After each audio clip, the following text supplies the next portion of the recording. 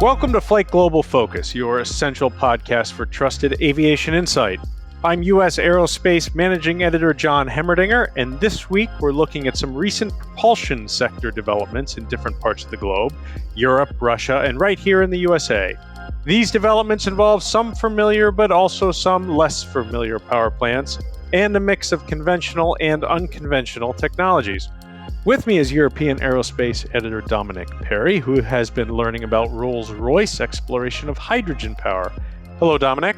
Hello, John. Glad to be here. Yeah, thank you for being here. I also have with me Air Transport Editor David Kaminsky-Morrow, and he has an update about starting us off with some Russian power plants, progress that's being made with a domestic engine program there that David's been covering. David, why don't you tell us about that? Hello, John. The situation in Russia has obviously been very difficult with the country's aerospace industry labouring under international sanctions, but there does seem to have been some progress in the last couple of weeks. The Aviadvigatel PD-8, which is part of a family of engines. The PD is a Russian abbreviation for prospective engine, and the number 8 signifies the 8-ton, 8,000 kilogram thrust level. That engine's being developed for the Yakovlev SJ100, which is an import-substituted version of the Superjet 100, with some of its or all of its foreign systems replaced by domestic ones. And that includes replacing the previous Franco-Russian SAM-146 engines.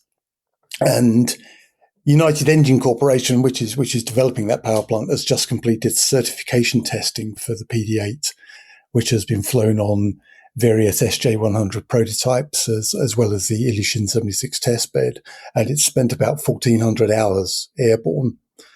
PD-8's it's brought in some new technologies like materials for turbine blades, which offer greater resistance to high temperatures, and it's been undergoing the kind of demanding tests that you'd expect for engine development, so icing and bird strike, the blade out test, water ingestion, hail ingestion, and so on and so on. With all that completed, it's now a matter of submitting the documents to Rosaviatsia, which is the Russian Federal Oversight Authority, and waiting for a certification decision. That's a significant step because Russia's planning to use the PD-8 not only for the SJ100, but also for a re-engineering program on the amphibious Beriev 200 firefighting aircraft. Yeah, David, the PD-8, that's a family of engines, and a larger version is pretty critical to Russia's main civil airline project. Do I have that right? How's that going? Well, yes, the PD-8 is like the younger brother, if you like, of the PD-14, which is the medium-sized version, and that engine's designed for the MC-21 narrow-body, which is kind of Russia's answer to the A320. Now, the engine was originally intended as an optional alternative to the Pratt & Whitney geared turbofan, the PW1400G, but sanctions have obviously put the kibosh on that plan. The PD-14's already been certified, but because of the sanction situation, the MC-21 program has had to undergo its own import substitution effort, and that's delayed entry into service. So although the MC-21 first flew with the PD-14 engines back in December 2020, the airframe and engine combination still hasn't achieved certification. Only about a third of the certification flights have been completed. And that's according to the head of state technology firm Rostec, Sergei Chemezov, who's just had the unenviable task of telling the Russian President Vladimir Putin that the MC-21 certification's been pushed back again to next year. Incidentally, he also mentioned that the SJ100 is about 80% of the way through its certification flights, and they're still aiming for certification this year. Yeah, David, interesting. It seems a bit premature to talk about the future when these engines are not certified yet, at least not with the aircraft that they're going to be powering. But are there any other developments in the pipeline coming out of Russia, engine developments? Yeah, well, I think the most notable future program is kind of the big Billy Goat Gruff, if you like, of the PD family, which is the PD-35, and that's a proposed high thrust variant, and that would be quite a substantial development for the domestic civil engine industry, because even though Russia has built wide-body aircraft like the Ilyushin 86 and 96, it's not really built an equivalent to the engines that you'd find on the big Boeing and Airbus wide-body twins. There's been work on technology and core demonstrators for the PD-35, but the engine at the moment is really a solution looking for a problem. There's no specific application for it. The proposed COMAC C929, which is like a Chinese 777, if you like, had been a possibility, but that seems to have faded now that the C929 is becoming very much a Chinese-driven project rather than the original Russian-Chinese partnership. The other prospect is an engine that's called the PD-26, and that emerged as a potential power plant last year when United Aircraft drew up initial proposals for a twin-engined wide-body family around the size of the Boeing 787. Thanks, David. I had mentioned at the top of the program that Rolls-Royce, its experiments with hydrogen fuel, and Dominic has been looking into that lately. I believe there was a test recently. Dom, what can you tell us? Yeah, that's right. So Rolls-Royce has been looking at the potential of hydrogen combustion since about 2021, probably before that, but this is the latest set of projects in the research and innovation space. And this latest ground run was really the culmination of that effort. So how many engines has Rolls-Royce run on hydrogen? Do we know?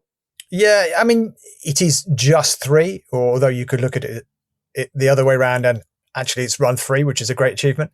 So the first of those was an AE 2100, which is the engine that powers the C-130 aircraft, the Lockheed Martin transport. Oddly enough, that engine has an interesting history, or that particular engine, in that it was used prior to these tests for an ill-fated program called EFAN-X, which was going to be run with Airbus before it got cancelled. So it's nice they have found a decent use for it. Anyway, they ran that particular engine in 2022 at Boscombe Down in the UK.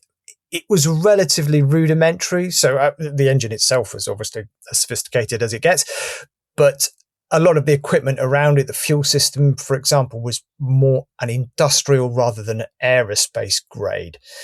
So that should be seen as a concept demonstrator. Can we run an engine on hydrogen, or can we run a modern engine on hydrogen? So with that out of the way, this was followed by a Pearl 15 that was tested in Dahlewitz in Germany, where it's built. So the Pearl 15 is a business jet engine, and they wanted to test the non-propulsive functions that normally run on kerosene or jet fuel, cooling the oil system, moving hydraulic components, that sort of thing. They wanted to check that would still work without any kerosene in the system, so that there was no hidden fuel tank that was secreted away somewhere in the engine. And the last engine is another Pearl 15, which this time was run at NASA's test site in Stennis in Mississippi, which incorporate a lot of the learnings and the modifications from those earlier tests. What kind of modifications are we talking about? They are mostly to the combustion system, the fuel nozzles and the combustor can, as they put it. It's almost a cliche, but everyone knows that hydrogen burns very readily. I mean, think Hindenburg, clearly. But it also burns in a different way to jet fuel. So the flame speed, how fast that flame spreads, is much quicker. So a lot of the testing was about how you control the combustion process, not simply answering the question, can we burn hydrogen? Because the answer is clearly yes. Right. And how long did the tests last? So the test of that particular engine, the runtime was actually a few tens of hours, as Rolls-Royce put it. But that doesn't really account for the multiple rig tests and other research it's run in the UK and elsewhere, simply to get to that point. So it was very much backed by all that research. So I think when they came to run the engine, they were fairly confident that it would behave in the way that they expected. And the feedback from Rolls-Royce was very much, it did do that. It behaved just as the forecasts predicted. Yeah. I wonder what this means in terms of a potential launch of a new engine, a hydrogen engine by Rolls-Royce. Does this bring them closer? It brings them closer, but I don't think they are sufficiently close that they could do it now. Rolls is carrying out a lot more research to optimize the combustion system and other parts of the engine to account for the differences between hydrogen and jet fuel. And there are other technologies that need to be developed or adapted, changing the coatings on components to increase their durability in that hydrogen environment. It's also worth pointing out there's no demand yet for such an engine. The wider infrastructure investment, green hydrogen production and distribution still hasn't really kicked off. And there remains a question mark about whether it can be used, or maybe rephrase that, if it will be used as a future aviation fuel. So the best way to view Rolls-Royce's efforts is that it's preparing for the future if that's the direction the airframers decide to go. Dom, let me ask you this. Would we know, or do we know, if this is a technology or power plant that might be on something like Airbus had talked about their hydrogen? What was it called? You'll know the name of it. Zero E is their aircraft. Zero E. So is that still on life support? Well, Zero E is progressing, not as quickly as it was, very much with the slower than expected infrastructure development in mind. But the first Zero E aircraft won't use hydrogen combustion. Airbus thinks it will use hydrogen fuel cells. So Rolls-Royce's research, which, while beautifully alliterative, is useful, don't expect to see that technology in service before, let's say, 2045, probably later. Right. All very interesting. And it brings me to GE. Of course, GE has a number of next generation technologies that they've been working on. They've looked at hydrogen also, but they're also working on some other things like the open rotor. But I was at GE in Cincinnati this week, and they held a press conference. It was actually in their Evendale facility, which is just outside Cincinnati, but it's a big LEAP center, a development center and a testing center. And we had a tour of the facility and spoke to some of their executives. And they weren't discussing too much of the next generation stuff, but they were talking a lot about LEAP. And that's the engine for A320neos and for 737 MAX that GE and Safran produce under the CFM partnership. The focus really was the durability issues. Now, we've all heard about the durability problems affecting next generation engines, and LEAPs have been affected. Of course, Pratt & Whitney's GTF has been affected, potentially, arguably, much to a larger degree. But what we have had is blade degradation, and this comes primarily in regions that are hot and dusty. Those are the Middle East. They can be some places in India or Asia. And GE has been introducing some durability improvements that they say are really actually now taking hold. The dust issue is interesting because GE and the others have been dealing with dust problems, of course, for years. And they made the point that the GE90, which is several generations ago, had some durability issues in the very beginning of the program.